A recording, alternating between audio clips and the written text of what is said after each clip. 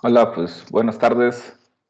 Creo que nada más está por aquí Abigail, Yaritza, y creo que andaba por ahí conectada Jessica. Pues entonces, pues si no entran más compañeros, pues ni modo, con ustedes trabajo. Eh, y pues bueno, nada, vamos a terminar de revisar el trabajo de El fin de los historiadores, de Pablo Sánchez y Jesús Izquierdo, y nos toca revisar el capítulo titulado Pensar históricamente en una era postsecular o el fin de los historiadores después del fin de la historia.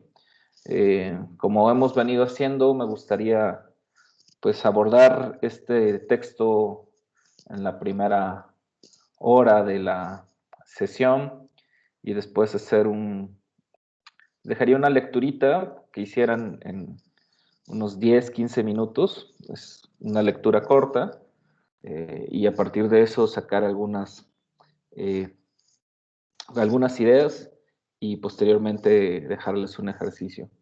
Entonces, pues, si no hay ningún inconveniente o si hubiera algún comentario, pues podemos iniciar los que estamos.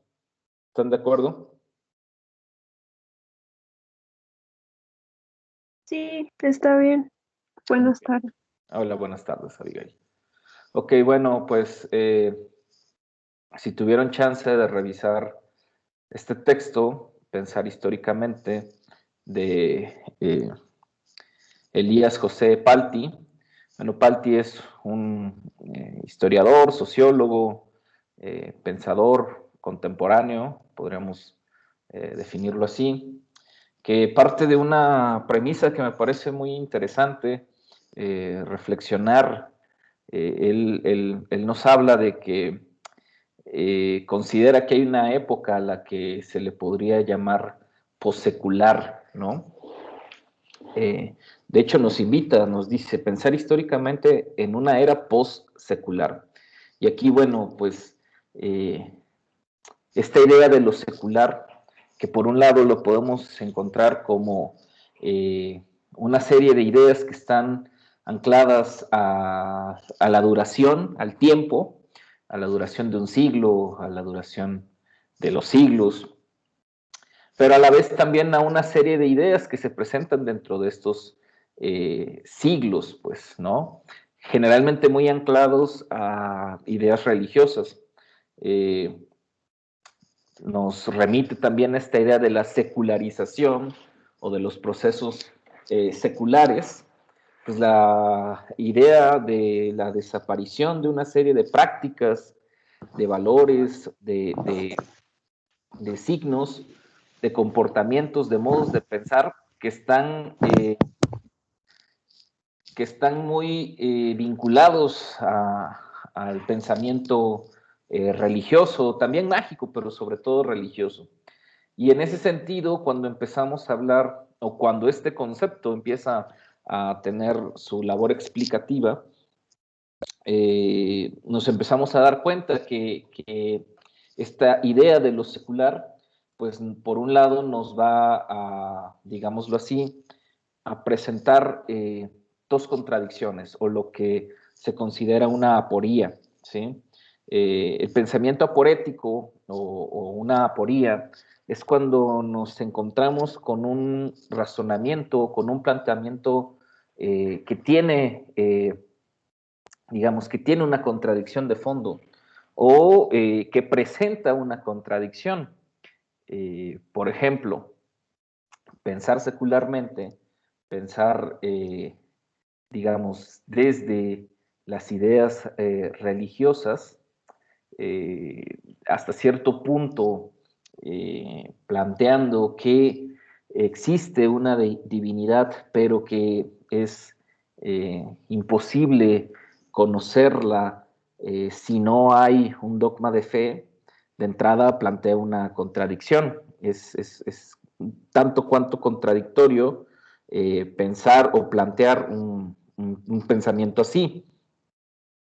Entonces, A lo que nos estamos enfrentando, nos diría este autor, es que supuestamente estamos en una época, en una era, siglo XXI, en el que es muy común y sobre todo se escuchaba mucho en los estudios de finales del siglo XX y principios del siglo XXI, que el pensamiento religioso estaba un poquito ya rebasado o que la ciencia había avanzado tanto que el pensamiento religioso ya no tenía tanta presencia, por así decirlo. Y lo podemos identificar en varios países europeos, en donde probablemente sí, países como Holanda, países como Finlandia, ha decrecido considerablemente digamos, la gente que tiene alguna creencia religiosa. Curiosamente no ha sucedido esto en otros países, como Estados Unidos, pues, o como Inglaterra, o como Italia, o como en muchos países latinoamericanos. Y sin embargo, a pesar de que haya existido digámoslo así, un avance en la educación, un avance en el acceso que tienen los individuos a educación superior, aún así es muy curioso cómo el pensamiento mágico religioso pues sigue teniendo una importancia fundamental para la vida de los individuos. De hecho, hace algunos años por ahí eh, salían varias estadísticas de que en nuestro país efectivamente había decrecido el número de practicantes católicos, pero se mantenía el número de creyentes, solamente se había multiplicado las opciones que tenían los individuos para, llamémosle así, para practicar algún tipo de espiritualidad. Esto, bueno, también anclado a los movimientos conocidos como la espiritualidad New Age, todas estas prácticas, eh, digamos, muy propias de una de un mundo más global en donde se combinan pensamientos o posturas filosófico-espirituales, por ejemplo, del budismo, de filosofías orientales, entremezcladas con ideas del cristianismo o, u otro tipo de expresiones religiosas. Vaya, los cultos a la Santa Muerte, los cultos al niño mártir, los cultos al Santo Niño de Atoche, o hasta los cultos, por ejemplo, a Martín Valverde o a Juan Soldado, pues son un poco esto, pues, ¿no? Una nueva serie de vivir la espiritualidad. Entonces, cuando nos habla este autor de esta idea de lo post-secular, en algún momento se pensó, bueno, existirá una sociedad, habrá un avance de una sociedad en la que el pensamiento religioso quizás ya no tenga tanta injerencia, tanta fuerza. Sin embargo, esto, lo vuelvo a decir, en el fondo es una aporía, es un razonamiento que presenta una contradicción, eh, porque en el fondo, y con el paso del tiempo nos hemos dado cuenta que probablemente no ha sido así, que una parte importante de la población mantiene una serie de creencias o mantiene una serie de vínculos con sistemas de creencias que le dan sentido, que quizás otro tipo de formas de conocimiento no se lo dan. Entonces, cuando el autor está hablando de esta era post-secular, se refiere en gran medida a una serie de teorías sobre la persistencia o el resurgimiento de creencias o de prácticas religiosas en el presente, pero obviamente adaptadas, obviamente contemporáneas, con una serie de nuevas facetas. Y ahí también nos va a identificar, y que me parece que es algo, por lo que decía también, súper llamativo la propuesta, es que entonces esta serie de creencias, pues ya no nada más está en las religiones oficiales, como se los decía, u otros sistemas religiosos, sino que pasan a otro tipo de instancias. Y el autor empieza a identificar que el mismo fenómeno que existía de fe dogmático sobre lo religioso, ahora está presente en otro tipo de manifestaciones. Ahora está presente, por ejemplo, en la excesiva, digamos, fanatismo que hay sobre ciertos ídolos populares, pues, ¿no? Músicos, cantantes, o una excesiva, digamos, dogmatización sobre ciertas prácticas que podríamos entender como rituales, pero que ahora están investidas de estas cargas dogmáticas, como por ejemplo el fútbol. Un ejemplo que siempre pongo para esto es cómo se vive el fútbol en Argentina, en donde, por ejemplo, hay una pasión desmedida, hay una pasión que tiene que desborda digamos, no solamente el aspecto sensorial, ni digamos racional, por ejemplo, en determinado tipo de encuentros deportivos que estos encuentros, o más bien que estos equipos deportivos representan una serie de, de aspectos que le dan sentido de vida al ser humano muy similar a como lo hacen los sistemas de creencias. Esto lo va a explicar mejor Norbert Elias y Eric Dunning en el libro que vamos a leer más adelante, casi por diciembre, el deporte en el proceso civilizatorio, pero aquí este ejemplo me parece súper llamativo. Y entonces, bueno, estos ejemplos que les pongo el excesivo fanatismo que hay a ciertos ídolos musicales, artísticos, etcétera, o este proceso que vemos en este tipo de actividades deportivas. En realidad, el autor, bueno, habla más bien de cómo los estados-nación, habla más bien cómo ciertas instancias o instituciones como universitarias, como clubes, etcétera, empiezan poco a poco a sustituir esta función que en algún momento cumplía la religiosidad o las instancias o instituciones religiosas. Entonces, en las primeras páginas, esto es lo que nos presenta el autor. Este es digamos, este es el panorama. Ojo, estamos hablando de es un texto de principios del siglo, pues, ¿no? Y estamos hablando de que es un texto que se escribe en Europa, que se escribe en España, en un contexto específico. Recordemos que España sale de la etapa del franquismo a principios de los años 80, finales de los 70, principios de los 80. Eh, Sin embargo, como lo platicábamos ayer y se los decía un poquitín, pues hay diferentes, digámoslo así, gracias, o bueno, no gracias, por los regionalismos que existen en este país, hay diferentes posturas, unas menos dogmáticas, otras más dogmáticas, unas más progresistas, otras más de izquierda. Y sin embargo, lo que nos presenta aquí este autor es este panorama en el que por lo menos a principios del siglo XXI nos topamos con un resurgimiento de ciertas creencias y el resurgimiento de ciertas prácticas religiosas.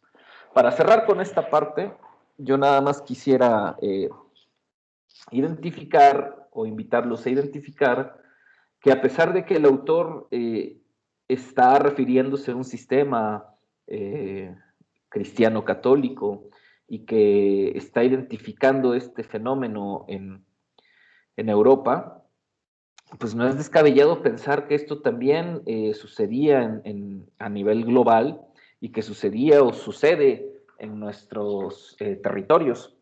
Desde hace algún tiempo a mí me interesa mucho cómo, sobre todo en las comunidades, a partir de un trabajo de investigación sobre el uso de los recursos hidráulicos en las comunidades purépechas, me empezó a llamar la atención poderosamente la atención sobre cómo en estas prácticas están implícitas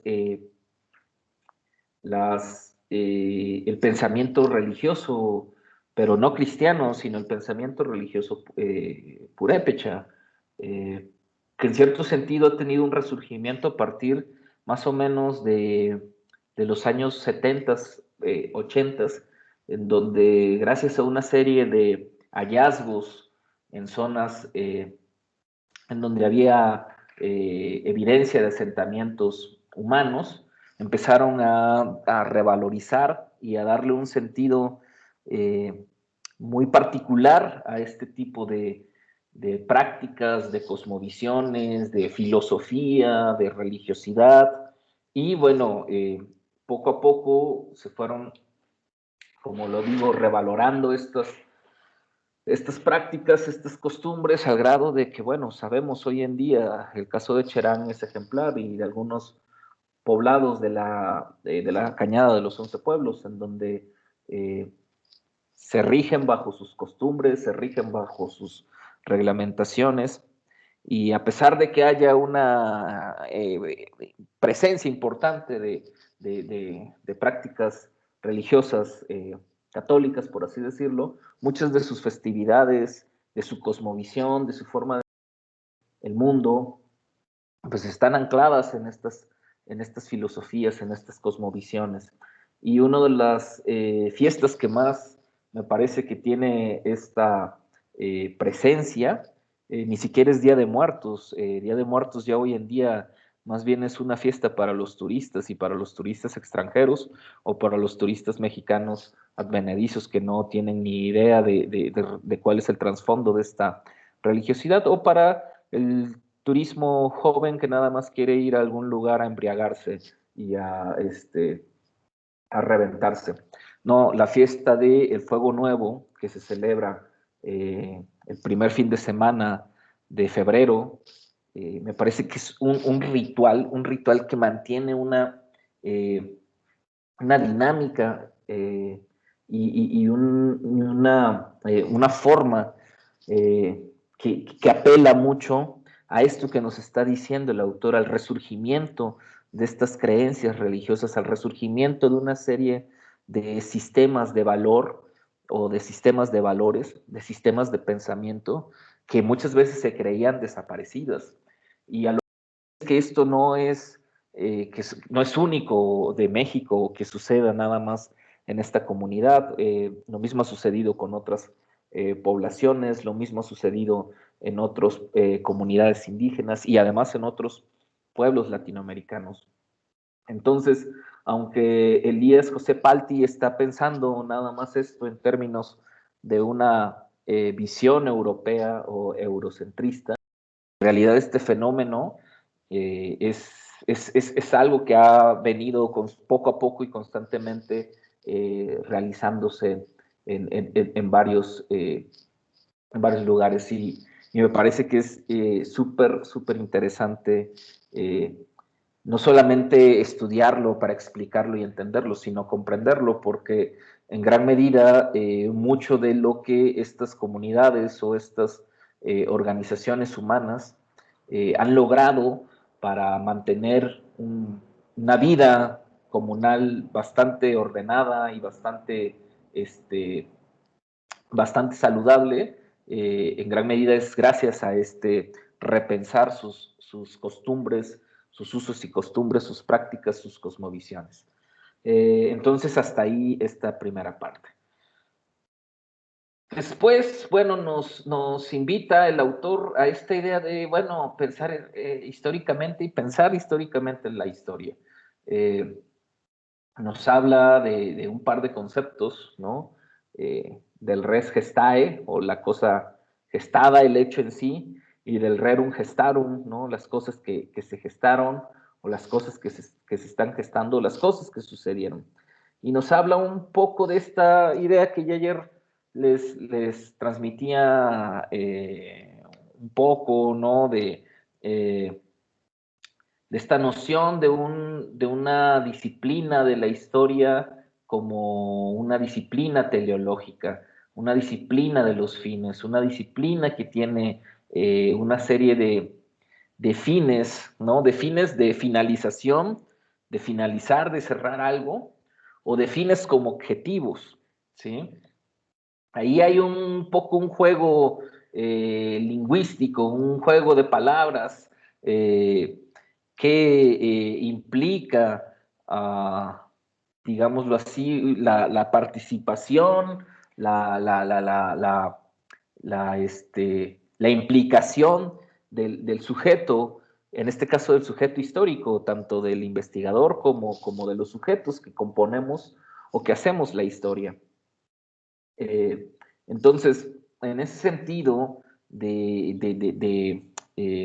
hecho en sí, o de la idea en sí, y de esta finalidad teleológica, en muchos aspectos y en muchas escuelas, más bien, en muchas escuelas de pensamiento histórico, se ha pensado que la finalidad de la historia es el progreso, es la libertad, es la difusión de las formas democráticas o de a otros pueblos. No vayamos tan lejos, Estados Unidos como gran potencia siempre ha abanderado ese discurso de llevar la democracia a otros pueblos, de hablar de libertades, y entonces la finalidad del tiempo acaecido de los hombres en este mundo, el fin más precioso de nuestra lucha humana, la libertad, la felicidad, la igualdad, la equidad, la paz, se vuelven entonces dentro de la historia como disciplina, como estos fines, como estas metas, y entonces algunos le dan esa carga que muchas veces la disciplina histórica ni tiene, ni le interesa, o que no necesariamente la plantea o se plantea de la manera en la que algunos autores nos han hecho entender o han querido entender. Y entonces el autor dice, bueno, sí, la disciplina histórica ha tenido estos fines teleológicos, estos sentidos teleológicos. Pero bueno, en ese sentido, o bueno, para no repetir tanto sentido, pero ¿cuál es la generación de sentido? ¿O qué sentido tiene esto de los fines? ¿Qué sentido tiene pensar en cuáles son nuestros fines? ¿Y qué sentido tiene pensar si existe un final digámoslo así, de los procesos? Si existe un final de los tiempos mismos, si habrá un final, ¿no? Digámoslo así, eh, positivo para nuestra humanidad o para nuestra vida. Evidentemente, cuando uno quiere, o cuando uno quiere la película completa, pues quiere el inicio y quiere el fin. Cuando uno lee la obra, la novela, pues obviamente quiere el principio. Y si uno se identifica con la obra, con la novela, con la canción, con la película, pues quiere el mejor de los fines para los protagonistas, para los héroes. Sin embargo, y ligando a estas ideas de Hemingway, de las narrativas, de la ficcionalidad, etc., eh, la disciplina histórica probablemente, bueno, más bien no probablemente, pues sí puede en ciertos procesos pues darle una explicación final o explicar el final de un proceso, la Revolución Cristera, la Revolución Mexicana, la Revolución Francesa, la Guerra de Independencia, ok, pero difícilmente alguna disciplina científica, y en este caso histórica, podrá vislumbrarnos o dibujarnos un panorama en donde tengamos el fin del proceso completo de generación de conocimiento. Digamos, es un reto, es una empresa que parecería hasta absurda.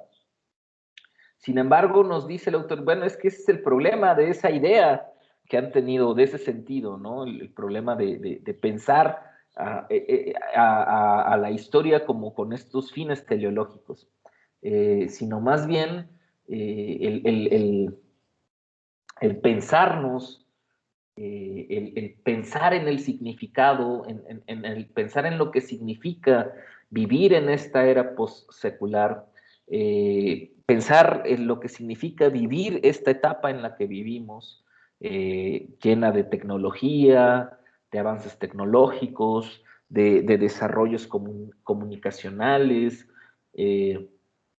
Bueno, obviamente, como lo he repetido, pues este libro es de principios del siglo, en esta era de más media digital, en esta era de una comunicación cada vez más,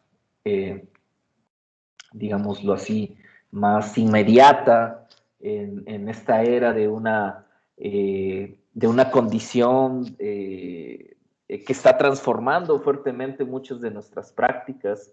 Me parece que es súper pertinente pensar en el sentido del significado de la era en la que vivimos, de los conceptos en los que vivimos, de las prácticas, de las luchas, de las condiciones en las que vivimos y de estas creencias o nuevas creencias que han adquirido nuevos mecanismos de enunciación de sus luchas, de sus vericuetos, de sus avatares, que me parece que esto es un poco lo que Abigail ha identificado en este campo de lo del cyberpunk y todo esto, ¿no? Es decir, hay nuevos mecanismos que, digamos, que permiten a los sujetos enunciarse, pronunciarse, pues, ¿no? Quizás las condiciones o una serie de condiciones sociales, contextuales, pues no hayan variado tanto, ¿no? Una élite cada vez más rapaz, una élite cada vez más feroz, una tremenda desigualdad, una brecha muy grande entre los que tienen todo y los que no tienen absolutamente nada, y después hay un porcentaje importante de la población que trabaja activamente, lo que le llamamos clase media, pues entonces nos permite esta serie de reflexiones, pues esto, encontrar una especie, nos diría el autor, de horizonte de inteligibilidad, es decir, de horizonte de entendimiento. La era postsecular del siglo XXI, años 2020, nos permite pensar, ahora ya no solamente, como lo diría el autor, pues esta posibilidad de la idea de Dios, pues, ¿no? O de la idea de una figura divina o de una entidad divina, sino pensarnos, nos hace la pregunta, ¿no? Pensarnos, o sea, durante mucho tiempo en la Europa, la vieja Europa, pues su filosofía, sus condiciones de vida, sus planteamientos, sus ideas estaban ancladas a esta condición espiritual. Pero nos dice ahora, bueno, en el siglo, lo empezamos a ver desde inicios, de finales del siglo XIX, principios del siglo XX, con esta idea del hombre moderno, en donde poco a poco el hombre empieza a perder la fe y la esperanza en estas instituciones, y no todos los hombres, pero hay un movimiento importante en este desencanto del progreso después de las dos grandes guerras mundiales, que a la postre van a generar conflicto de las verdades, ¿no? Este conflicto de los paradigmas. Estos modelos explicativos que habíamos creado no bastan para entendernos como seres humanos, no bastan para entender el mundo real, porque muchos de esos modelos explicativos han estado anclados a dogmas que eran incuestionables y esas verdades que eran incuestionables poco a poco con otro tipo de pensamientos, de conocimientos, empezaron a resquebrajar esos cimientos sobre los cuales el ser humano había cimentado sus certezas. Y entonces nos encontramos con un hombre, con una sociedad, con un ser humano que carecen de esas certezas, que carecen de esos, digamos, de esas verdades, ¿no? Lo podemos llevar a casos tan ejemplares como esto, pues, ¿de qué sirve cuando sucede una desgracia, un terremoto, una inundación, pues busquemos consuelo en una entidad divina si probablemente estas desgracias pudieron haber sido evitadas? Pongamos el ejemplo del terremoto de 2017. Efectivamente fue un sismo muy fuerte en Ciudad de México bueno, que evidenció que aunque habíamos atravesado por una situación bastante compleja, existían una serie de condiciones que no habían cambiado, que además en los últimos años se habían permitido la construcción de edificaciones que no estaban reglamentadas o que no eran apropiadas para ciertos espacios. Y entonces otra vez volvemos a tener una desgracia que pudo haberse evitado y empieza uno a cuestionarse que quizás buscar este consuelo en una condición espiritual, pues es lo último que nos queda porque las instancias que deben de dar esa certeza social, pues no nos las dan, pero resulta que en ocasiones ni las mismas instancias o las mismas consuelos espirituales nos ofrecen ese manto esperanzador. Y entonces, ¿qué es lo que tenemos? Pues un hombre que se encuentra vacío, que no encuentra ni en la espiritualidad ni en la racionalidad las certezas a las cuales aspira o a las cuales podrían darle sentido a la vida, ¿sí? Ahora, llevémoslo esto a una situación, como ayer les platicaba, que son estos estudios que nos han mostrado que hay una generación de jóvenes, tanto en Europa como en Japón, que se encuentran en una situación muy similar, ¿no?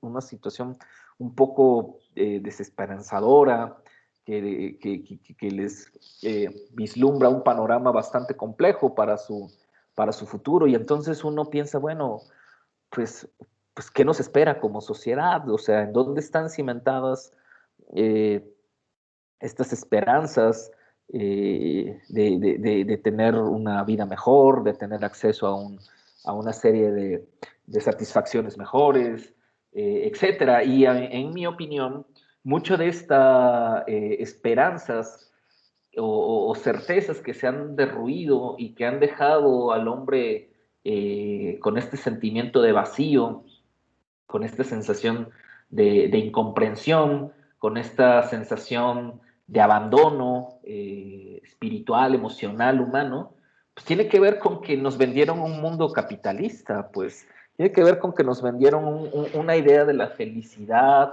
una idea del éxito, una idea del amor, una idea del romance, una idea de la alegría, una idea de pues una idea muy linda del mundo, pero que lamentablemente se nada más existía para el mundo capitalista y para cierta élite capitalista.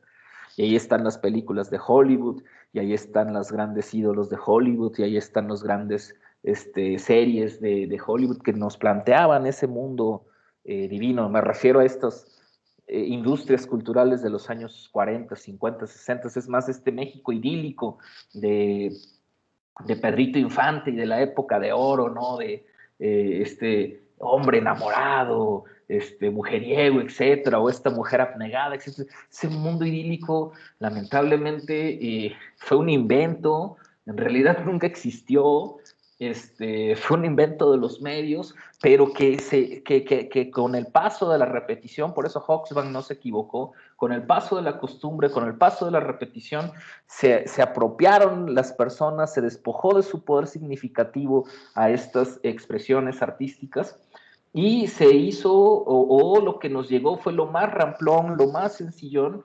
el estereotipo que funcionó, y ahí están las churronovelas, y ahí están todos estos mecanismos narrativos que de diferentes formas, la música, la televisión, las caricaturas, nos siguen presentando ese mundo idílico que en la realidad, que pocas veces existe en la realidad o que difícilmente tiene sentido en la realidad.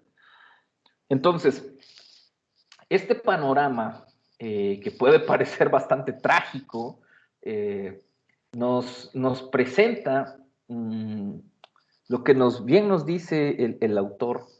El fin del siglo XX, marcará un punto de quiebre, ¿sí? Marcará un punto de quiebre en el sentido del ser, pues.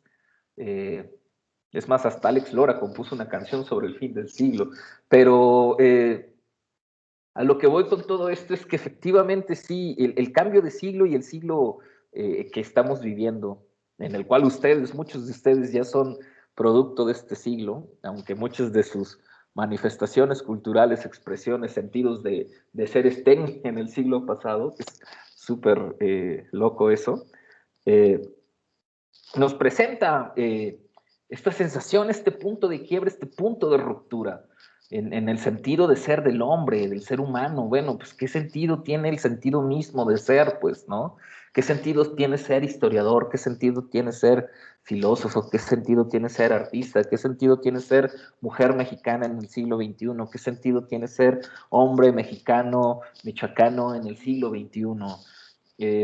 Y entonces esta pregunta filosófica, netamente ontológica, pensar históricamente por el sentido del ser, pues obviamente también entra en conflicto con esta idea del conocimiento objetivo, del conocimiento mecanicista, del conocimiento tecnológico, de los planteamientos tecnocráticos, y por lo tanto también nos empieza a resquebrajar hasta esas propias verdades subjetivas que el mundo posmoderno o que las filosofías posmodernas nos habían planteado. Es para mí muy interesante todo este planteamiento de cómo este panorama, este contexto, como les digo, como les comentaba hace rato, es un caldo de cultivo que nos permite pensar en cómo el ser humano hizo un cambio o dio un giro, más bien hay un cambio en cómo estos valores o en cómo encontraba en estos valores religiosos ese sentido de ser de su vida, ¿no? La idea de un Dios, la idea de un paraíso, la idea de un castigo divino, que le permitía, digamos, de cierta forma conducirse en el mundo. Y nos dice el autor, bueno, probablemente no podamos prescindir de la idea de Dios como una hipótesis, como un algo, pero probablemente lo que está cambiando o lo que en muchos paradigmas de conocimiento está cambiando es la idea misma de Dios.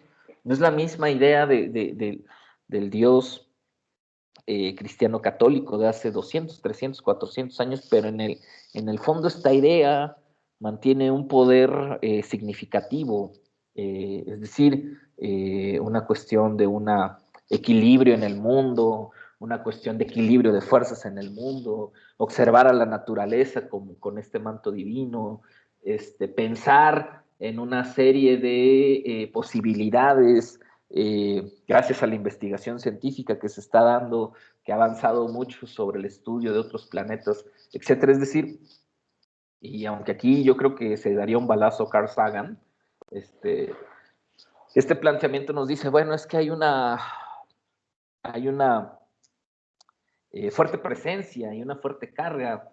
Yo lo quiero entender o lo trato de entender desde un planteamiento semiótico. La idea de Dios es potente. Eh, la, la, la, el contenido simbólico que tiene este concepto es potente y le hace sentido a las personas. Entonces, básicamente lo que nos empieza a plantear al final de estos dos apartados el autor es que hablar de esta condición postsecular significa sí pensar históricamente, pero no necesariamente el fin de este pensamiento ni religioso ni mágico, sino más bien su redefinición, su reconfiguración y sus nuevas formas de manifestación o de manifestarse en el mundo contemporáneo. Bueno, ya en los últimos dos capítulos o en los últimos apartados, pues nos va a hablar ya precisamente de cómo esto está presente en la historia, en este sentido de la historia, porque en algún momento la historia misma estuvo muy anclada a estos postulados religiosos, a esta condición cercana de la religiosidad a la disciplina histórica. Es tan evidente que hasta el mismo Hendon White nos habla de estas grandes narrativas bíblicas que son formas de narrar la historia, estas gestas heroicas que de hecho hasta en la teoría de la escritura novelística y también cinematográfica emplean estas, no le llamamos fórmulas, pero sí estas estrategias que están muy presentes sobre todo en la escritura de la Biblia, las alegorías, las metáforas, todas estas narraciones un tanto cuanto morales, pues, en las que se nos plantean precisamente estas disyuntivas del hombre entre lo bueno y lo malo, la lucha del bien contra el mal, etc. En ese sentido, como nos dice esta pregunta, que ojo, no es capciosa, no es una pregunta inocua, tonta, ¿no? Bueno, pues el sentido de la historia es el sentido mismo de la escritura de la historia, y si ese sentido mismo, pues bueno, ¿cuál es el sentido que viene después del sentido? Es decir, el sentido como un sentir, ¿sí? No el sentido del orden lógico. Yo sé, y yo propongo o yo pienso que los que nos inclinamos por las disciplinas sociales y humanísticas, así lo veo yo, digo, hay de todo, no se puede generalizar, pero sí pienso que los que nos inclinamos por este tipo de disciplinas, sobre todo más las humanísticas, el arte, la pintura, la fotografía, el cine, la música, eh, o sea, hay una importante sensibilidad, y no me estoy refiriendo a una sensibilidad barata de, de simplemente ser muy románticos o ser muy sensibles y llorar con todo lo que vemos, sino que hay una característica que nos permite inteligir la vida de manera más sensible a través de las sensaciones, a través de los sentidos, a través de los sentimientos. Esto es claro, los que nos dedicamos a esto. Obviamente las ciencias sociales implica ya un conocimiento más academicista, más ordenado, más lógico, más racional, pero no podemos separarnos de esta condición humana de las disciplinas sociales porque nos estudiamos a nosotros mismos, no estudiamos a los otros, nos estudiamos a nosotros, pues, ¿no? Como nos diría por ahí Althusser y Theodor y Exbetan Todorov, los otros como nosotros, o sea, nos estudiamos a nosotros. ¿Cuál andar investigando a otros en otros pueblos? Y no, nos estudiamos a nosotros mismos porque somos los mismos seres humanos. Entonces, esta condición sensible, que lo repito, no es una condición barata, del sentimentalismo barato, ese que encontramos en las churronovelas de Televisa o en las novelas esas del libro vaquero o en esas canciones de Maná o en esas expresiones de novelas baratas que encontramos ahí en Walmart. No, no, no, la capacidad de nosotros como interesados en la sociedad, ya sea a través de la investigación, ya sea a través de la fotografía, ya sea el cine, esta capacidad de sentir y de poder transmitir esas sensaciones. Me parece que por ahí va esta idea de, bueno, pues ¿cuál es el sentido después del sentido? ¿Qué lógica tiene el sentir? ¿Qué lógica tiene el sentido? ¿Por qué sentimos los seres humanos? ¿Por qué no debemos olvidar que sentimos los seres humanos? ¿Por qué no debemos olvidar que tenemos sensaciones y sentimientos los seres humanos? Porque es lo que nos constituye como parte de un todo. Claro, los animales también sienten. Eh, Está la investigación biológica mostrando que hay diferentes formas de reacciones biológicas o químicas de otros organismos vivos, me refiero no necesariamente vertebrados. Entonces, no estoy diciendo que tengan las condiciones de sensación similares a nosotros, las plantas, los árboles, etcétera, pero de que existe algún tipo de mecanismo dentro del orden natural, sobre todo, como lo vuelvo a repetir, vegetal, pues claro que existe un tipo de mecanismo entre ellos, obviamente distinto, muy distinto a nuestros mecanismos de sensación o a nuestros mecanismos de sensibilidad que hemos desarrollado los seres humanos. En ese sentido, me parece que más allá de toda esta verborrea que les acabo de aventar, que no sé si les haga algún tipo de sentido o les dé algún tipo de sentido o de significación o les genere algún tipo de ruido, por decirlo así, me parece que la postura de este eh, Elías José Palti es la de llevar más allá la finalidad del historiador y que, digamos, tampoco es que sea algo sumamente novedoso.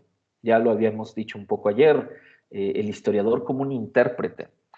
Pero no me refiero a un intérprete nada más a un intérprete que interpreta las lecturas, sino un intérprete a la capacidad cuasi histriónica de interpretar las cosas.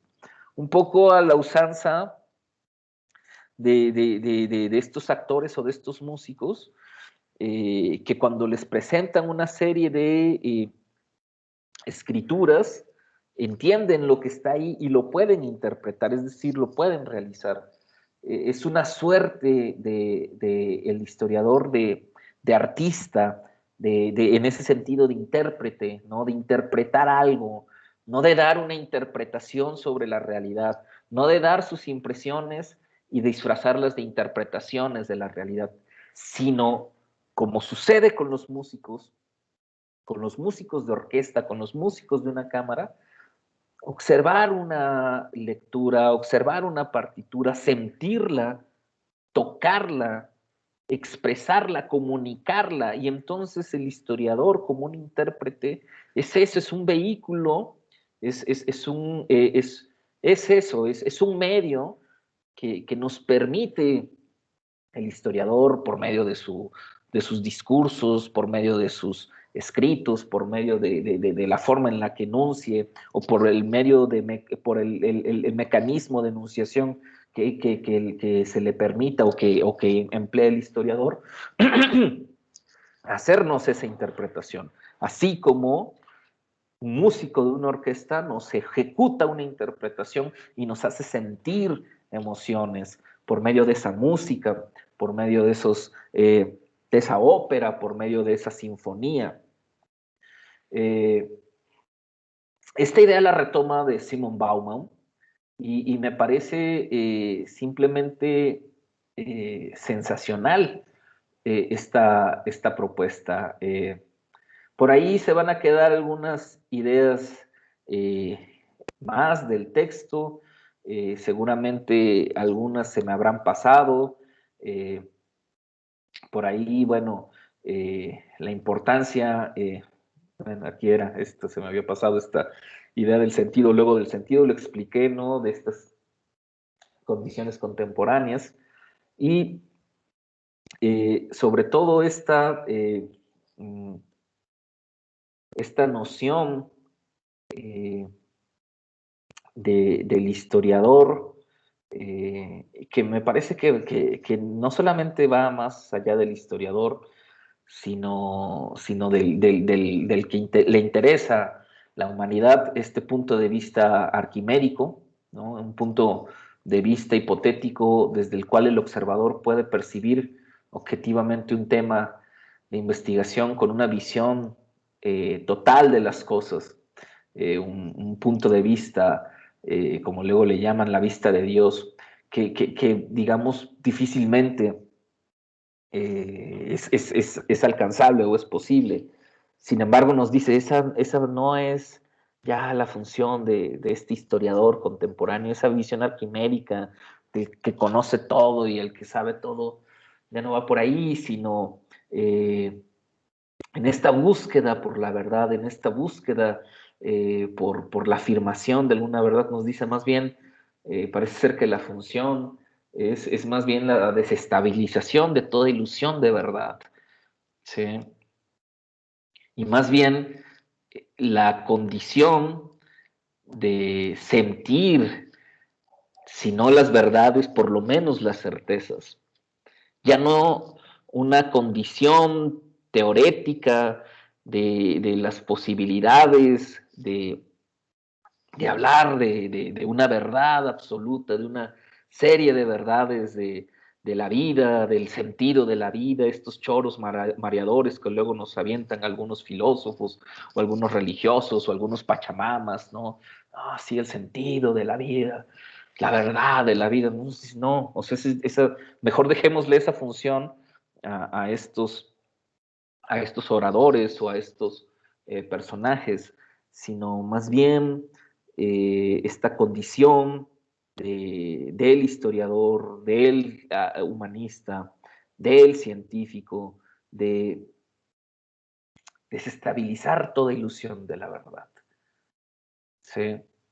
De saber que finalmente estas verdades muchas veces planteadas, como ya lo he explicado, más que nada por las necesidades o los intereses de ciertos estados, en realidad nos generan más conflicto que certezas. Y entonces,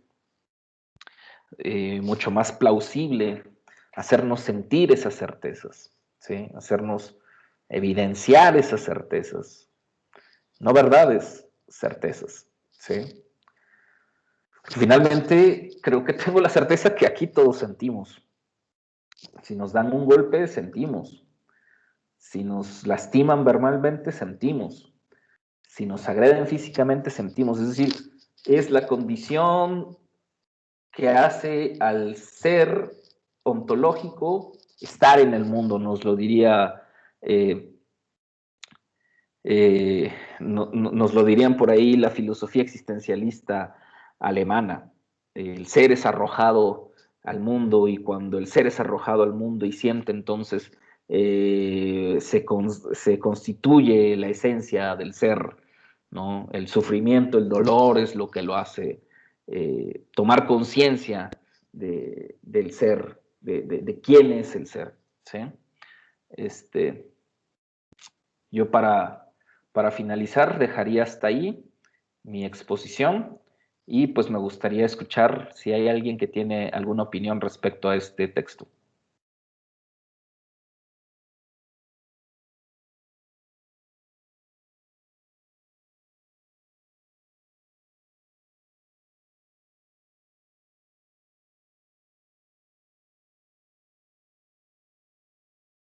Sí, adelante, Alberto. Bueno, pues esta lectura las primeras páginas, sinceramente, me confundieron demasiado. O sea, no estaba entendiendo de lo que se estaba hablando porque siento que tiene una forma muy particular de expresarse el autor. Sin embargo, en ya como la tercera página, cuarta, ya empecé a tener un poco más de sentido de lo que estaba leyendo y se me hizo bastante interesante. Este, pues no sé si concepto, pero esta forma en la que trata la historia, este, y el estudio pues del pasado, lo que él supone y lo que dicta en estas páginas. Y pues justamente, bueno, lo que estabas diciendo sobre cuál es el sentido ahora que ya no tenemos un sentido, o sea, el sentido por el cual la vida humana, el hombre y lo que se creaba era pues en relación a Dios y pues ahora que éste ha muerto, como se dice, pues cuál es el sentido que la humanidad o que el hombre decide tomar. Se me hace bastante interesante esto y bueno, supongo que esta lectura es la que quiero tomar para hacer el reporte de lectura. Este, por todo lo que, de lo que habla sobre pues este sentido y sobre la muerte de Dios, se me hizo bastante fuerte y me gustó y pues yo me estaba preguntando en que, o sea, bastantemente me estaba cuestionando en lo que se dice de que pues muchos no pueden como soportar la idea de que no hay un sentido si no hay Dios. Y pues me es bastante familiar ese sentido, no por mí, sino por personas que están a mi alrededor. Y pues ya, creo que eso es todo lo que quería comentar. Sí, se me pasó esta idea de que plantea Friedrich Nietzsche en alguno de sus libros, ¿no? La muerte de Dios, Dios ha muerto. Este, muchos filósofos e historiadores han retrabajado esta idea de en qué sentido afirmaba o empleaba esta afirmación este filósofo alemán, eh, que bueno, de ahí también parte esta visión de la historia teleológica. Me parece que estaba levantando la mano Alexander. Adelante, por favor. ¿Se escucha bien en primera parte? Todo bien. Ok. Me quería hacer, hay una parte de todas las lecturas que me hizo énfasis a mí, que es lo de Nietzsche, porque realmente es alguien al cual toda la vida he tenido ahorita pegado prácticamente en forma de persona. Y una palabra, y la frase que más común dice en el libro es Dios ha muerto, pero a lo que se refería con que Dios ha muerto no es a que en sí una deidad murió, sino a que el hombre ya no encuentra tranquilidad en la idea de un orden cósmico, o sea, en un propósito y en un sistema de valores absolutos.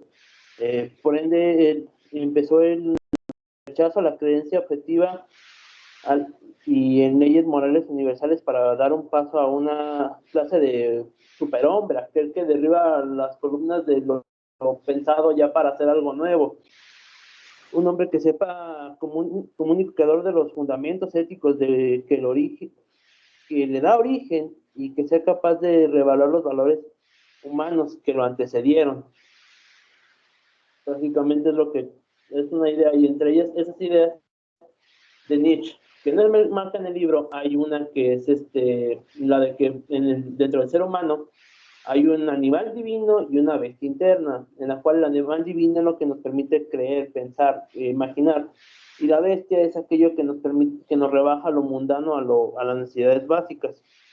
No sé, Nietzsche es uno de los pensadores que más interesantes se me han hecho, porque es más crudo de lo que uno pensaría.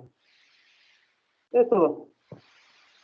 Muy bien, muchas gracias, Alexander. Sí, Friedrich Nietzsche fue un pensador, un filósofo muy, muy interesante. Adelante, Abigail, y después Yaritza.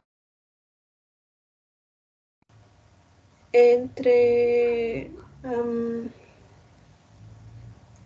bueno, el autor menciona el traspaso importante o la muerte de dos perspectivas del mundo que no, creo que solamente han mencionado esta, pues, relativa a la religión. Y creo que una vez hablando sobre esto, creo que es importante recordar que estamos hablando de historia y el autor está retomando todos estos planteamientos para mostrarlos como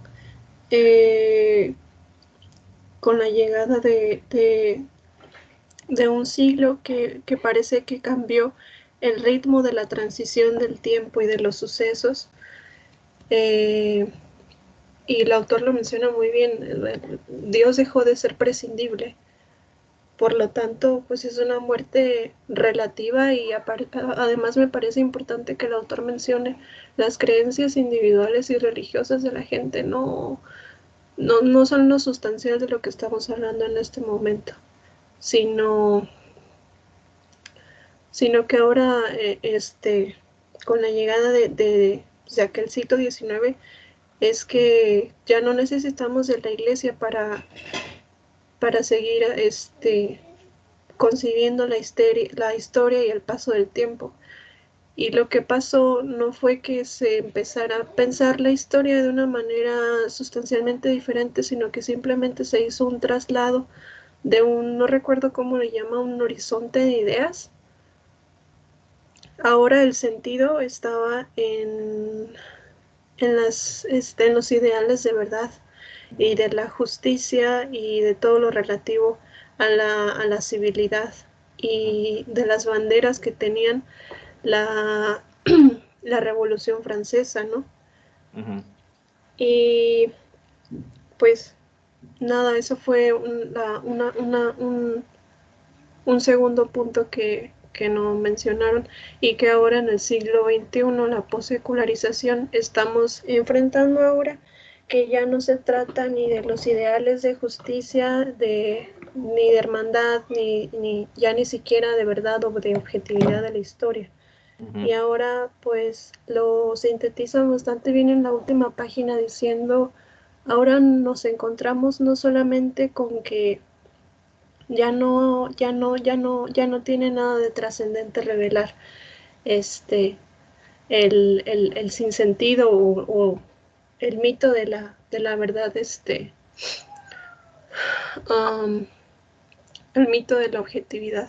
Ahora nos encontramos ya con que pues desnudar eso tampoco tiene un sentido y no nos va a llevar a un páramo nuevo de, de objetividad y de, no sé, o sea, eh, lo dice, voy a citarlo, tiende a desnudar como ilusorio no solo todo afán de verdad, sino también y fundamentalmente la ilusión última, la más propia a nuestra era posecular, de la creencia que en tal revelación del carácter ilusorio de toda verdad nos libre finalmente de la presión de su búsqueda. Y siento que es algo que, um, aunque nos es contemporáneo, mucha gente todavía no tiene en cuenta y aún está en estas barreras de la segunda muerte creyendo que unos ideales de civilidad o unos ideales propios del siglo XX son todavía los vigentes. O peor aún, a mí me parece todavía peor aún creer que decir, todas esas ideas que se tenían antes de la Revolución Francesa, antes de la Ilustración, ya no tienen sentido. Dios ha muerto y nosotros lo sabemos, pues tú todavía no te enteras de que desnudar esas ilusiones tampoco tiene un sentido y te va a llevar a alguna parte, pues. Ujú. Sí, muy cierto. Lo que me parece que la idea que plantea el autor es esta idea del horizonte de inteligibilidad. Creo que lo mencioné por ahí, este paso, pues, ¿no? De esta idea del Dios como se tenía a estas nuevas condiciones, ¿no? La verdad, la justicia, el Estado, la hermandad, estos valores y cómo precisamente, no sé si bueno, no lo voy a utilizar la palabra sentido con ese sentido, pero no sé si te hizo sentido a ti, Abigail, que precisamente estás interesada como en fenómenos de esta época, ¿no? Esta onda del cyberpunk, de esta cuestión de estas manifestaciones por medio de lo digital. O sea, me parece que de hecho, creo que obviamente todavía no existía esta idea o este concepto, pero hasta parece, si le podemos rascar por ahí, no lo está hablando así el autor, pero hasta podría darnos un panorama de lo que se vendría con esta idea de la posverdad, de ya no son estas búsquedas, como dices, ¿no? De sentidos que estaban en el siglo XXI, ¿no? El Estado, la nación, la legalidad, la verdad, la objetividad, sino que en la era postsecular esto se resquebraja todavía más, se multiplica, se complejiza, pero es un panorama súper interesante para la vida humana, pues, ¿no? Yari, me parece que estaba levantando la mano.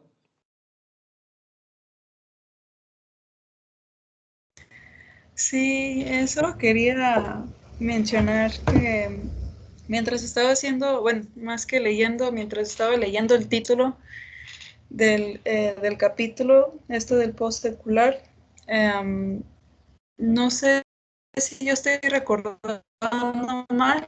Recuerdo que en alguna parte de la lectura de Michel de Certeau menciona pues precisamente esto, que la historia ya no era vista como objetiva y se estaba separando pues de la iglesia.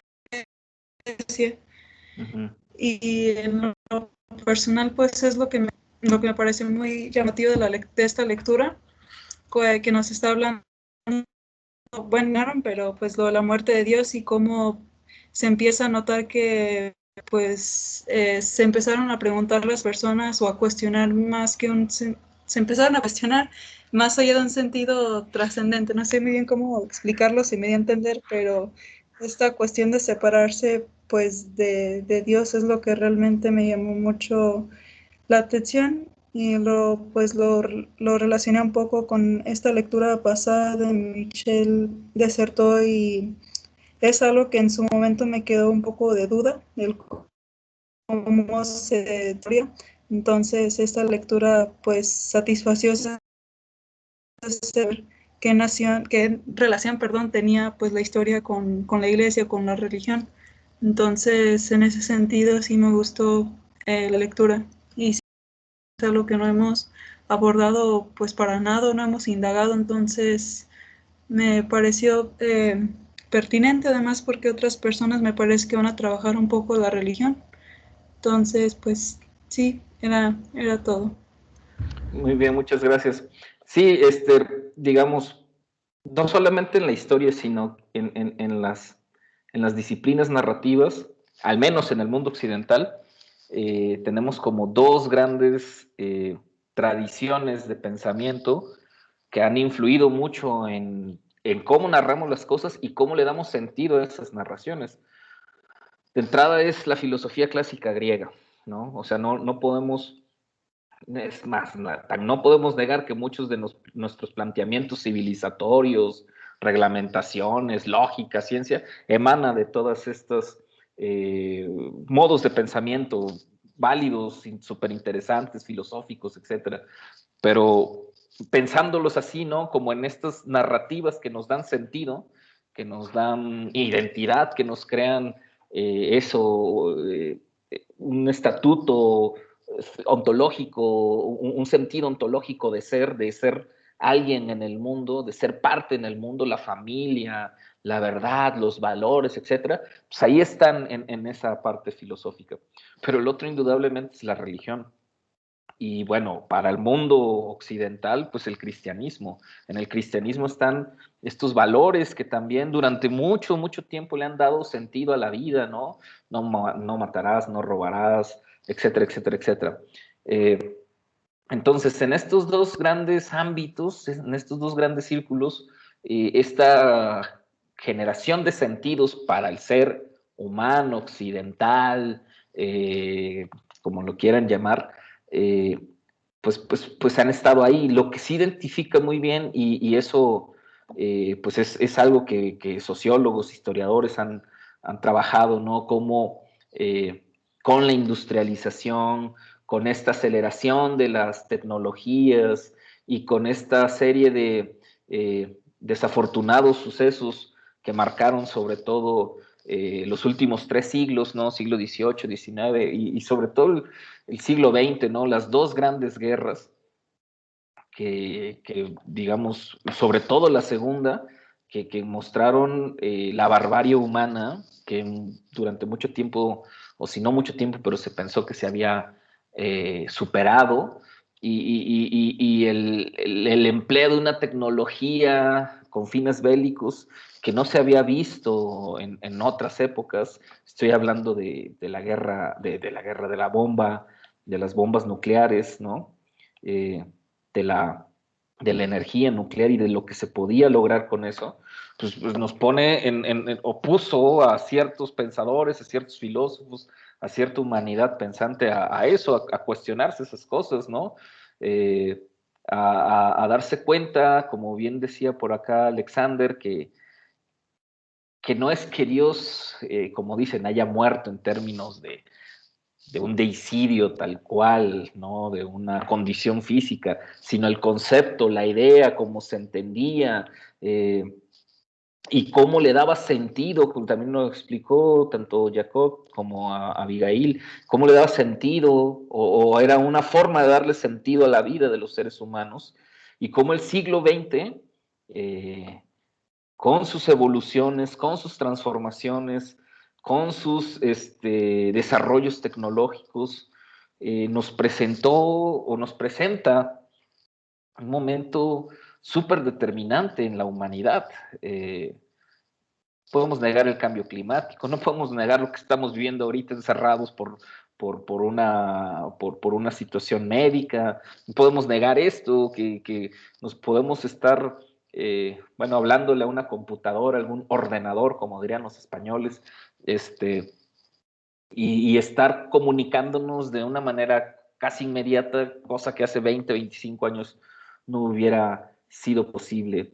No me acuerdo quién fue el que le recomendé que leyera a Max Weber, creo que fue a ti, Alexander, para entender un poco de esta evolución de la sociedad estadounidense. Y aquí vuelvo a citar a Max Weber. Max Weber en algún momento da a entender en una de sus tesis, no la idea de que Dios ha muerto, pero sí la idea de que la economía y sobre todo el capitalismo empieza, o sea, él lo está viendo a finales del 19 y principios del 20, ¿no? Empieza a mostrar una serie de condiciones o de formas particulares de manifestarse muy cercanas a las religiosas.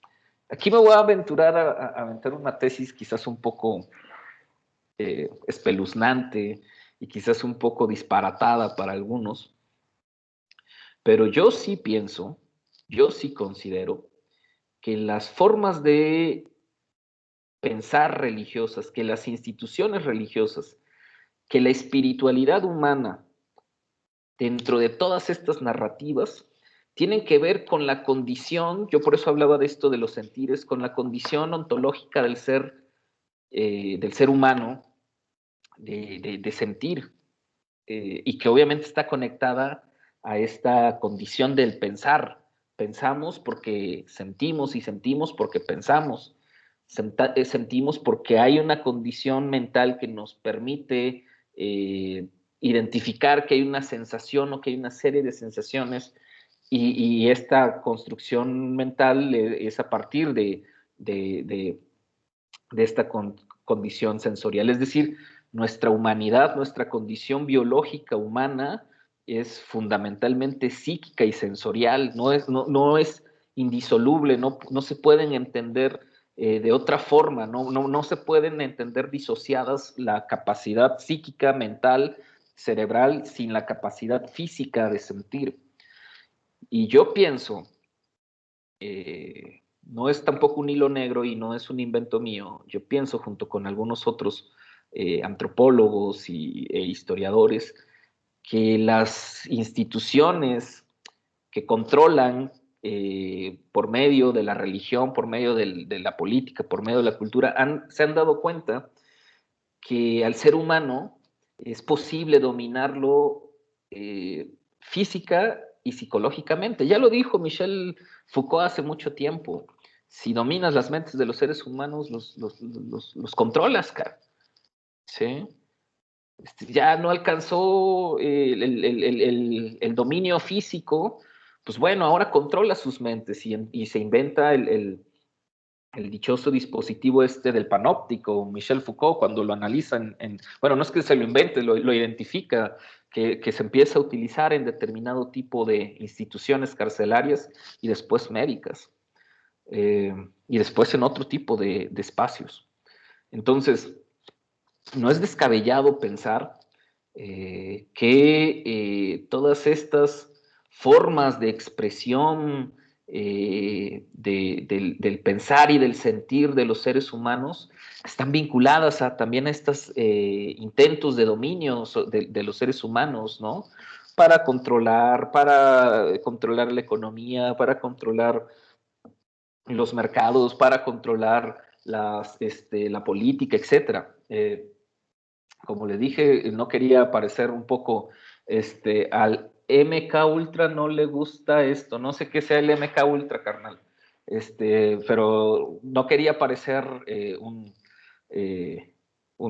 deschavetado de estos que se pone a gritar que el fin del mundo ya viene, como en las plazas públicas, porque por supuesto que no lo creo así, pero sí me queda claro, y yo en lo personal sí soy partidario de esta postura foucaultiana, de que estos dispositivos de enunciación del poder, como son la religión, como son las doctrinas, como es la misma educación, como es las artes, no las artes en sí mismas o las ciencias, sino lo que se hace con estas, son mecanismos de poder, mecanismos de imposición y de control de los otros.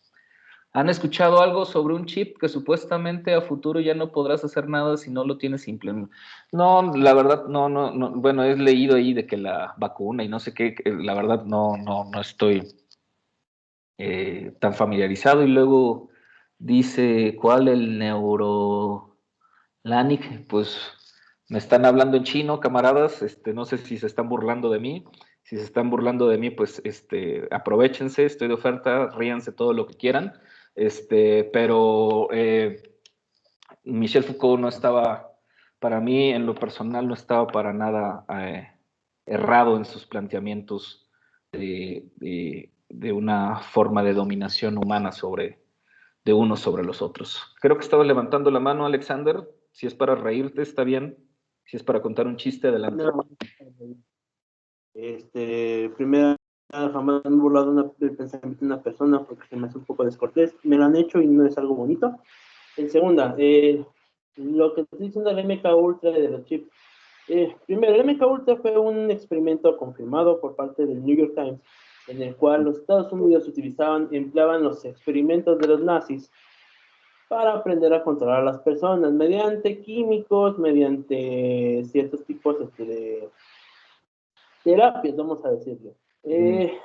No es invento mío, lo puedes buscar, lo puedes googlear y te puedes meter en la Deep Web y lo vas a encontrar. Hay teorías conforme a esto de los chips y experimentación, pero es prácticamente hasta el momento es teoría. Hay pruebas, pero realmente sí avanzamos rápido, pero no avanzamos a esas áreas. Así que no está tan fumado como crees o como los demás piensan. Realmente hay cositas que sí son probables y otras que con tiempo se verán. No es todo verdad al final de cuentas. Es todo lo que quería decir. Bueno, lo que sí he visto y lo que sí conozco, ahorita te doy la palabra, Abigail, es sobre una serie de desarrollos tecnológicos. Es más, hasta un tipo que se implementó no sé qué madres en el cerebro y que con esto podía observar una serie de cosas. O sea, claro, hay una serie de avances, de experimentaciones, algunos que rozan realmente los absurdos y que dan pie a teorías un poco descabelladas, pero otras que en lo personal me parece que Foucault no es el primero, si han leído detenidamente la teoría de Horkheimer y de Adorno sobre los medios de comunicación, pues ellos finalmente hablan de que sí hay una intencionalidad de los empresarios, de los medios de comunicación, de las corporaciones, de dominar a los individuos. Y efectivamente el marketing, hay mucho por investigar desde las neurociencias, desde la psicología de cómo funciona todas estas estrategias de marketing para posicionar productos, etcétera, que funcionan, ¿no?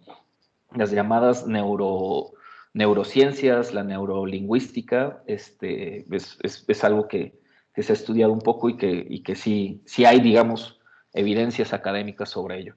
Adelante, Abigail.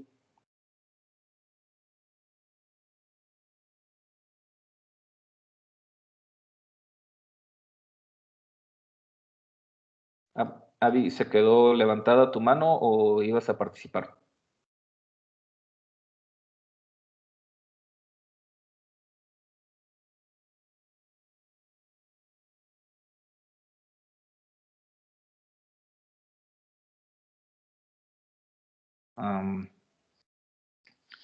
Bueno, a lo mejor está teniendo problemas nuestra compañera con su micrófono, o no sé si se quedó su mano levantada, pero bueno, ¿habría algún otro comentario? Perdón, Ah, me, adelante, Abigail. me desconecto. Ok. Qué bueno que mencionas esto último porque, pues, em, sí, o sea, definitivamente los postulados de la Escuela de Frankfurt son una buena manera de analizar y de abordar las formas de poder y de control de, de masas, pero a mí me preocupa un poco el punto de que estos postulados de la Escuela de Frankfurt han sido hasta cierto punto muy bien criticados por una sociología de la comunicación de masas más reciente y crítica. Lo que estos postulados comparten con unas teorías de la comunicación más antiguas es que perciben a las masas precisamente pues como un Como no críticas, como no ajá, pensantes. Y es la como teoría un que le llaman presente. la teoría de la aguja hipodérmica, de Ah, que hubo en algún momento, sobre todo sí, Adorno y Horkheimer, pero sobre todo la escuela gringa, Marshall McLuhan y todos estos, que consideraban que las personas eran simples recipientes a los cuales les inyectaban información, por eso la idea de la aguja hipodérmica, y que obedecían ciegamente las cosas. Y sí, sí hay una escuela un poco más reciente, ¿no? De hecho, los estudios culturales, los estudios visuales y P. Thompson, que sí parten de estos planteamientos de las industrias culturales y de los planteamientos de Adorno y Horkheimer, pero los ponen un poco más a modo, ¿no? Bueno, no a modo, sino un poco más recientes, pues, ¿no? Pero continúa, Abigail. sí, perdón. Pues creo que en nuestro, o sea, en nuestra postura y en nuestra formación es muy urgente empezar a considerar ya una postura mucho más crítica del comportamiento de las masas. En todo caso, sí podemos hablar de comportamiento de masas.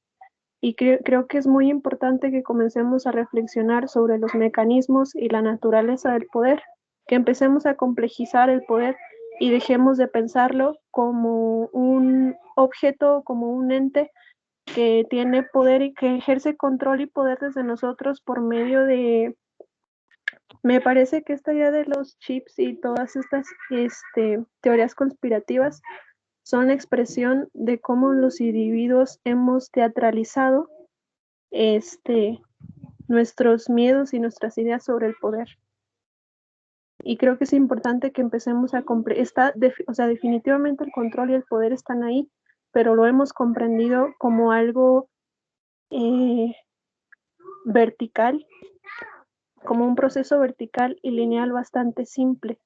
Y a las masas o a los individuos, a los grupos humanos, valga la redundancia, como una masa sin comportamiento propio sobre el cual se puede inyectar de manera directa el control. Y nada, o sea, como nueva generación historiográfica, creo que es muy importante que empecemos a complejizar las ideas del poder. Totalmente de acuerdo contigo, Abigail, sí, y por eso hay también, bueno, una autora que a mí me gusta mucho, Judy Butler, que es de hecho feminista y ha sido precursora de los estudios de género, pues ha planteado estas ideas de subvertir el poder, de pensarlo no de manera horizontal ni lineal, sino en todas sus complejidades, de manera más vertical, ¿no? De entender que el poder, apoyada en Michel Foucault y en algunos otros teóricos como Niklas Luhmann, que también tiene la teoría sistémica del poder, actualizar estos debates, que eso es también parte del conocimiento. No podemos negar la pertinencia y la influencia de estos autores clásicos, pero sí actualizarlos con base precisamente un poco a lo que el mismo Elías José Palti hace, ¿no? O sea, es que los siglos, los años van configurándonos diferencias o nos van mostrando que los seres humanos van abandonando ciertas ideas o van resurgiendo nuevas. Y entonces estas teorías clásicas a veces hay que replantearlos o a veces hay que retraerlos, pues, ¿no? Porque probablemente ahí haya algún poder de explicación o algún sentido de explicativo todavía necesario, pero de acuerdísimo contigo, Abigail, de ser más críticos, de que esta condición actual necesitamos ser todavía más críticos, hacer una lectura más crítica de estos textos clásicos, actualizarlos, actualizarnos también nuestros marcos teóricos para poder entender los fenómenos contemporáneos y también repensar muchos de los paradigmas sobre los que están sosteniéndose nuestros argumentos. Me parece que tenía levantada la mano también Sergio. Adelante. Bueno, yo la verdad había levantado la mano un poco después de Jacob, era nada más por dos cosas de antes de que empezara su participación Abigail, que es que uno, que no era ninguna burla, lo del Neuralink y todo eso, es nada más porque sí llegué como a ver algo de eso, es directamente diré chip por las similitudes, pero no sé si es lo correcto, que se implanta dentro del cerebro para poder manejar remotamente aparatos electrónicos, pues está en sus etapas más, digamos, primigenias, y es por eso que la gente sale con sus teorías y sus cosas locas, pero nada más era eso. Y que toda esta cuestión no va a ser la primera, quería decirlo, de que toda esta cuestión de la aguja hipodérmica y las grandes corporaciones, el marketing, los comerciales y las formas de controlar a las personas, no como nosotros lo podemos pensar así como de manera directa y digamos salida de la fantasía, sino a controlar pues cómo quieren las cosas. Por ahí escuché una vez que la cuestión no es que la gente haga lo que tú quieras, es que la gente crea que ellos quieren hacer lo que tú quieres. Y que solo quiero decir que todo eso para mí es 100% cyberpunk, es de lo que se trata el cyberpunk, de estas multinacionales que se apoderan de todo en un futuro distante y que ya no parece tan distante. Eso es lo que quería decir. Sí, de hecho, una ya no parece tan distante porque precisamente hay varias narrativas, tanto desde la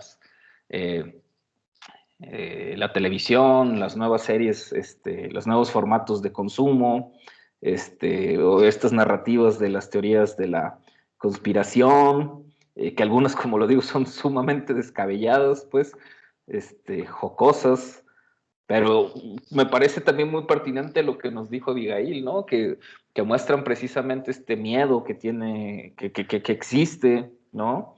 Creo que se los había dicho en clases anteriores también esta idea del fin de siglo, de pasar de los 90 a los 2000. Además, no solamente era el fin de siglo, era el fin de un milenio y cómo se habían generado una serie de expectativas, de debates, de ideas ahí muy, muy bizarras algunas, pero que hablaban de eso, o sea, de que nos mostraban esa condición de la humanidad.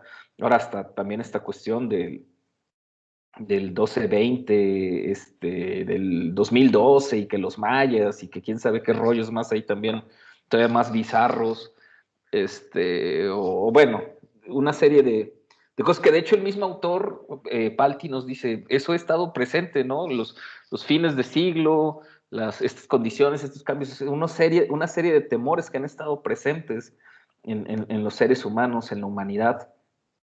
Y cómo sí, yo sí en eso sí estoy convencido, de cómo sí hay, a pesar de que tengamos que repensar estas condiciones de cómo se ejerce el poder, sí me parece que hay una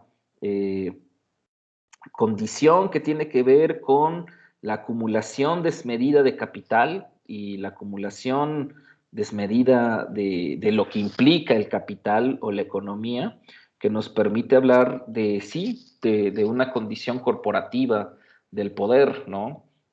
Como se lo decía hace algunos días a Beto, con estos transnacionales, ¿no? Como Disney, como, no sé, Nike, como pues todas estas grandes corporativos, pero que claro, habrá que repensar estas nociones de poder en clave contemporánea. Ok, ¿alguien más sobre estas ideas que han surgido a raíz de la lectura, que me parece que es una lectura, a lo mejor sí, no tan sencillona, pero que me parece que permite, a mí en lo personal, me parece que no solamente nos ayuda a pensar en las disciplinas históricas, sino en general en las humanidades y las ciencias sociales, y nos abre ya un debate a problemáticas contemporáneas. Como les digo, es un texto que ya tiene 20 años, pues, ¿no? Por lo menos 20, 21 años, pues, ¿no? Yo creo que la edad que tienen muchos de ustedes, en la cual este autor, pues, estaba empezando a vislumbrar ciertas cosas que apenas están floreciendo o están aconteciendo. No sé si hay alguien que quiera aportar algo más. No.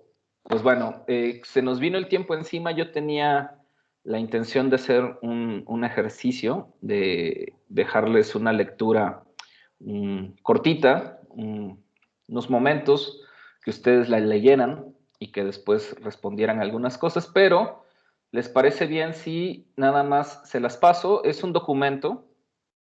Es un documento, es una hoja, es de una revista.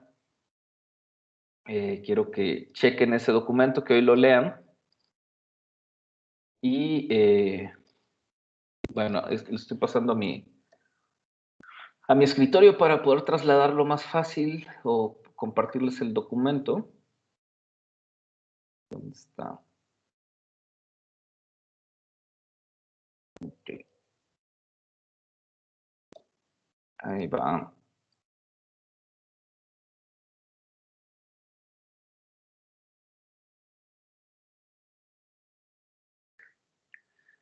Échenle un ojo a este documentito. Léanlo.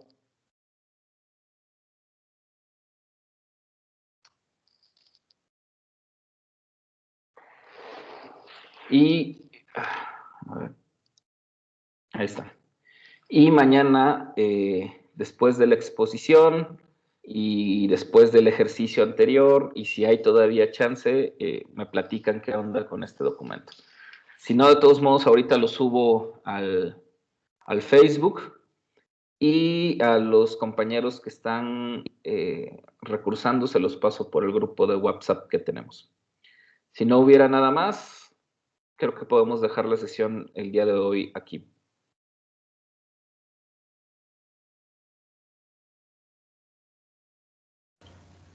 Gracias. De nada.